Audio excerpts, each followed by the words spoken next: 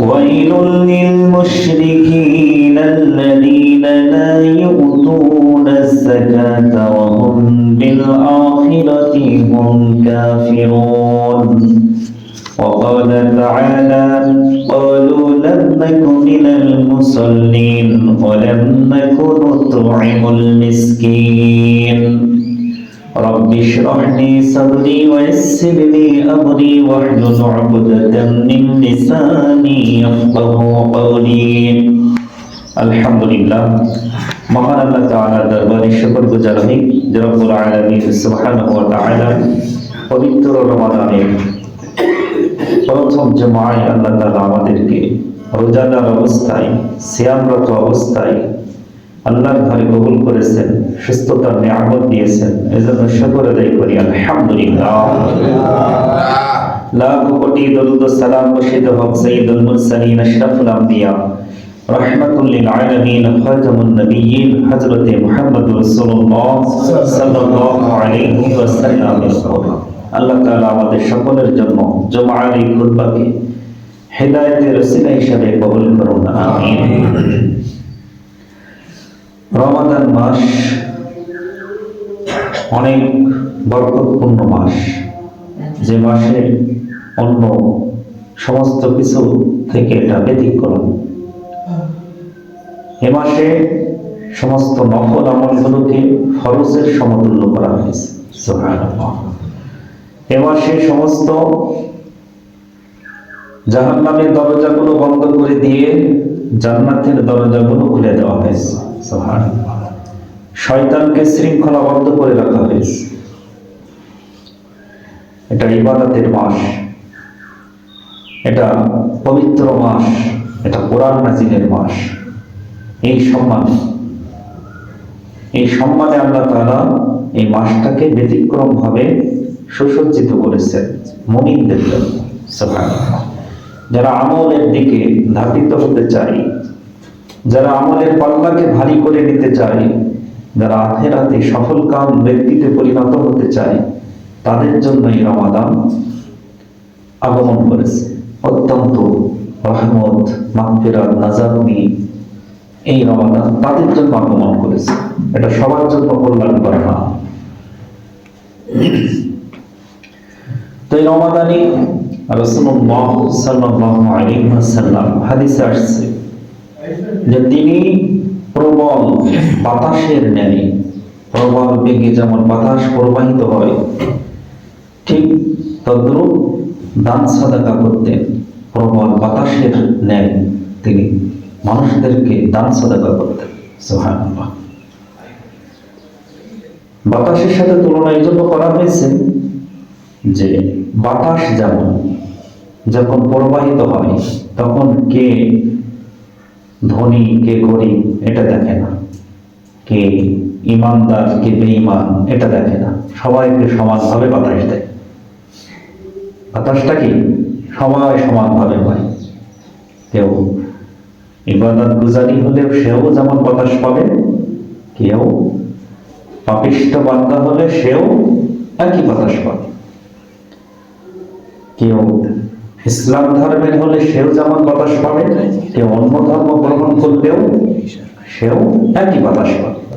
এই জন্য রাসূল সাল্লাল্লাহু আলাইহি সাল্লামের দানকে, তার দান সাদাকাকে বাতাসের সাথে তুলনা এই জন্য করা হয়েছে যে তিনি রমাদানে যখন দান করতেন তখন ইহুদি নাসারা মুসলিম মুশরিক এটা দেখতেন না, গরিব অসহায় পাইলেই দিয়ে দিতেন, মানে সবাই সমানভাবে পেয়ে যেত। তার দানের সাদাকার পাত্র সবাই পরিণত হয়ে যেত। তখন আর তিনি ধনী গরিব বা এই ইসলাম অইসলাম এটা বিবেচনা করতেন না, মানে সবাইকে সমানভাবে এমন বেগে তিনি দান সাদাকা করতেন যে বিধর্মীরাও তার দান পেয়ে যেত, সুবহানাল্লাহ। এই জন্য আমাদেরকেও দান সাদাকার বাড়ানো উচিত রমাদানে, যেহেতু বহুগুণ বৃদ্ধি করে দেওয়া হয়েছে এর ফজিলত, এর সওয়াব বহুগুণ বৃদ্ধি করা দেওয়া হয়েছে। কমপক্ষে 70 গুণ, আর বেশি যেটা 700, 7 লক্ষ, 7 কোটি, অগণিত কোটি হয়ে যেতে পারে, আমি যতটা আগ্রহী, যতটা ইহতিসাবের সাথে আমি দান করব, আমার সওয়াব ফজিলত তত গুণ বেশি বৃদ্ধি পেয়ে যাবে। সুবহানাল্লাহ। এজন্য বেশি বেশি দান সাদাকা করা, বিশেষ করে যাকাত। আজকে অল্প সময় যাকাতের ব্যাপারে কিছু কোরআন এবং হাদিস থেকে কিছু আলোচনা করব ইনশাআল্লাহ। আল্লাহ তাআলা সূরা ফুসসিলাতের 41 নম্বর আয়াত, 41 নম্বর সূরা 6-7 নম্বর আয়াত, আল্লাহ তাআলা বলেন, وَوَيْلٌ لِلْمُشْرِكِينَ الَّذِينَ يُؤْتُونَ الزَّكَاةَ وَهُمْ بِالْآخِرَةِ هُمْ كَافِرُونَ। ধ্বংস মুশরিকদের জন্য যারা যাকাত আদায় করে না আর যারা আখিরাতে অবিশ্বাস করে। তাহলে যাকাত যারা আদায় করে না, আখিরাতে যারা বিশ্বাস করে না, এদেরকে মুশরিক বলা হয়েছে। আর তারা যাকাত আদায় করে না।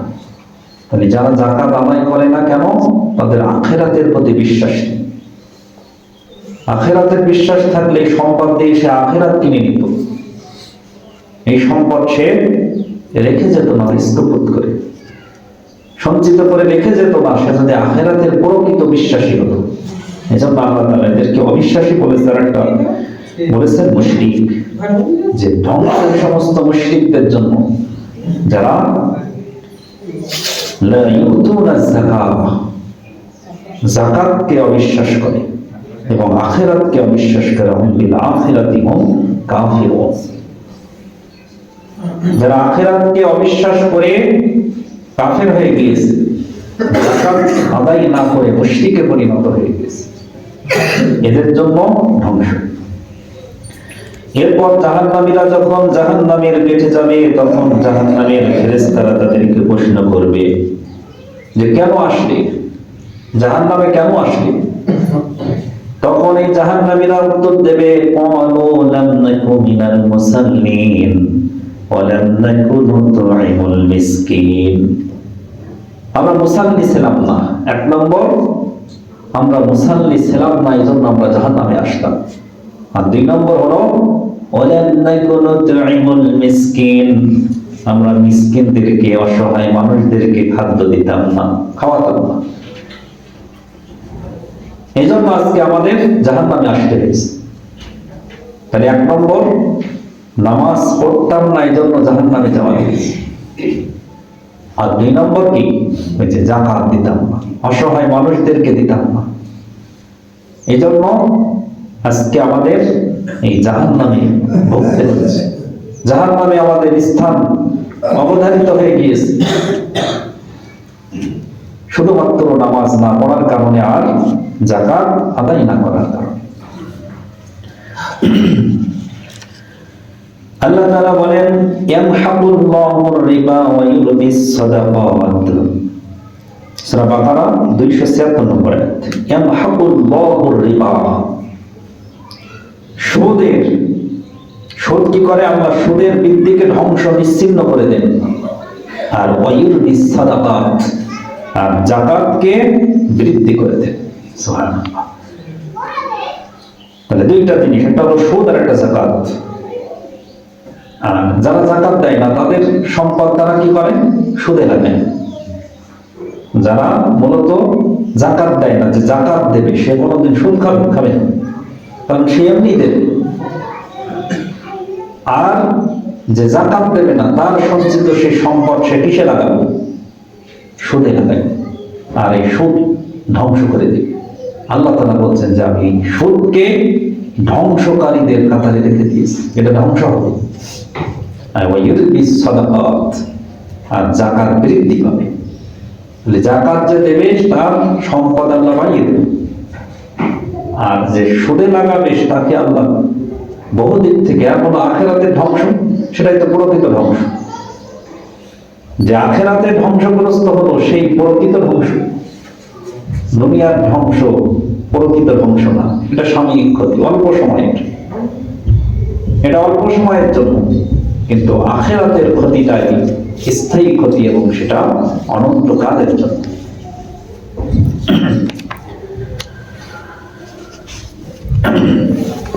এরপর আল্লাহ তাআলা সূরা আলে ইমরানের 180 নম্বর আয়াতে বলেন ولا يحسبن الذين يبخلون بما آتاهم الله من فضله وهو خير لهم بل هو شر لهم যাদেরকে আল্লাহ তাআলা নিয়ামত দিয়েছেন, সম্পদের নিয়ামত যাদেরকে দিয়েছেন, তারা যেন কৃপণতা করে কথা মনে না করে যে এই সঞ্চিত সম্পদ আমার কল্যাণে কাজে আসবে।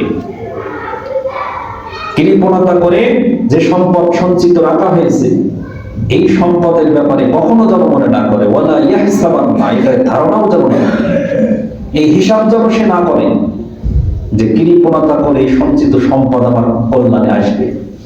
এই ধারণা আল্লাহ কখনো করতে নিষেধ করেছে। বরং কি হবে, বাল হুয়া শাররুল লাহুম, বরং এটা তাদের জন্য বড়ই ক্ষতির এবং ধ্বংসের কারণে হবে।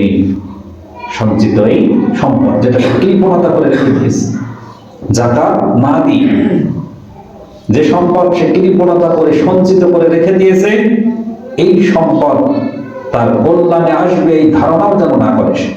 আল্লাহ তাআলা বলছে বরং সেটা কি হবে, বাল হুয়া শাররুল লাহুম, সেটা বড়ই ক্ষতি এবং ধ্বংসের কারণে পরিণত হবে। সায়ুতাওয়াকুনা মা বাখিলু বিহি ইয়াউমাল কিয়ামা, এবং এটা কি হবে, এই সঞ্চিত সম্পদ তার গলায় বেড়িতে পরিণত হবে। সায়ুতাওয়াকুনা, এটা অতি শীঘ্রই, এটা খুব লম্বা সময় না, এটা আল্লাহ সিনে তালিম দিয়ে বলেছেন সায়ুতাওয়াকুনা, এটা অতি শীঘ্রই তার গলায় বেড়ি বাধায় পরিণত হবে, মানে এই সম্পদ তার গলায় ঝুলিয়ে দেওয়া হবে, বেড়ি বাঁধানো হবে, এবং সেটা খুবই অতি শীঘ্র সময়, অতি নিকটবর্তী সময়, সেই সময় যেটা চলে আসবে, যে সঞ্চিত সময় সম্পদ তার গলার বেড়িতে পরিণত হয়েছে। বাখিলু বিহি ইয়াউমাল কিয়ামা, যেটা সে কৃপণতা করেছে কিয়ামতের মাঠে সম্পদ তার গলায় বেড়ি হিসাবে পরানো হবে। আর সব সম্পদ, সমস্ত পৃথিবীর সব সম্পদ হলো, এর সত্তা অধিকার শুধুমাত্র আল্লাহ। আসমানে জমিনে যত সম্পদ আছে, এই সব সম্পদের সত্তা অধিকার কার? আল্লাহ। এটা আল্লাহ তাআলা অবশ্যই তার কাছে পৌঁছে যাবে সমস্ত সম্পদ। আর মানুষ যেটা কৃপণতা করছে, এটা অল্প সময় তার কাছে থাকবে এবং এটা তার জন্য ধ্বংসের কারণ হবে। যাকাত না দিয়ে যে সম্পদ আমি সঞ্চিত করে রেখে দিচ্ছি, মনে করছে যে আমার এই সম্পদ অনেক কাজে আসবে, অথচ এই সম্পদ আমার জন্য মূল ধ্বংসের কারণ হবে। হাদিস আসছে, মান আদ্দা যাকাতা মালিহি ফাকাদ যাহাবা আনহু শাররুহু, যে তার সম্পদের যাকাত প্রদান করে তার সম্পদের অকল্যাণ এবং অমঙ্গল সব তার দূর হয়ে যায়। সুবহানাল্লাহ। যে সম্পদের যাকাত আদায় করবে, এই সম্পদের সমস্ত অকল্যাণ অমঙ্গল সব দূর হয়ে যায়। যাকাত আদায় করা মানে, যাকাত শব্দের অর্থ কি? পবিত্র হওয়া এবং বৃদ্ধি পাওয়া, দুইটা অর্থ আছে মূল। যাকাতের অনেক অর্থ, তার মধ্যে মৌলিক দুইটা অর্থ, সেটা হলো কি? যাকাত বৃদ্ধি পাওয়া, আর একটা হলো পবিত্র হওয়া। তাহলে যাকাত কিভাবে বৃদ্ধি পায়? আপনি যখন যাকাত দিবেন, তাহলে যাকাত কারা পাবে? এটা আসমানে উঠে যায় না জমিনে আমরাই পাই, মানুষেরা পায়। তাহলে আমি যখন যাকাত দেব, তখন আমার সাইডে 10 ঘর উপকৃত হবে। তাহলে আমি যখন প্রত্যেক বছর, আর এটা কি প্রতি বছর, যাকাতটা কি প্রত্যেক বছরের জন্য, এই যাকাত আমি যখন দিলাম, আমার আশপাশে 10 ঘর উপকৃত হচ্ছে, তাহলে তারা আমার কল্যাণকামী। যে আমার কাছ থেকে প্রতি বছর যাকাতের অংশ পাবে, তারা কি আমার ধ্বংস করবে, নাকি তারা আমার সাহায্যকারী হবে? আমার বিপদে আপদে সব সময় তারা সাহায্যকারী, তাহলে আমার ভ্রাতৃত্বের বন্ধন বৃদ্ধি পাচ্ছে। তারা সম্পদ পেয়ে উপকৃত হয়ে আমার সাথে তাদের একটা আধ্যাত্মিক সম্পর্ক গড়ে উঠছে, সমাজের মানুষ উপকৃত হচ্ছে। আর 2 নম্বর বৃদ্ধি পাওয়া কি? আখিরাত। আখিরাতে এটা বহুগুণী বেড়ে যাচ্ছে। যত উপকৃত হচ্ছে মানুষ, তার যে সওয়াব নেকি, এটা আমার আখিরাতের পাল্লায়, মিজানের ডান পাল্লা আমার ভারী হতেই থাকবে। সুবহানাল্লাহ। এজন্য যাকাত শব্দের অর্থ হলো বেড়ে যাওয়া। আর আমি কৃপণতা করে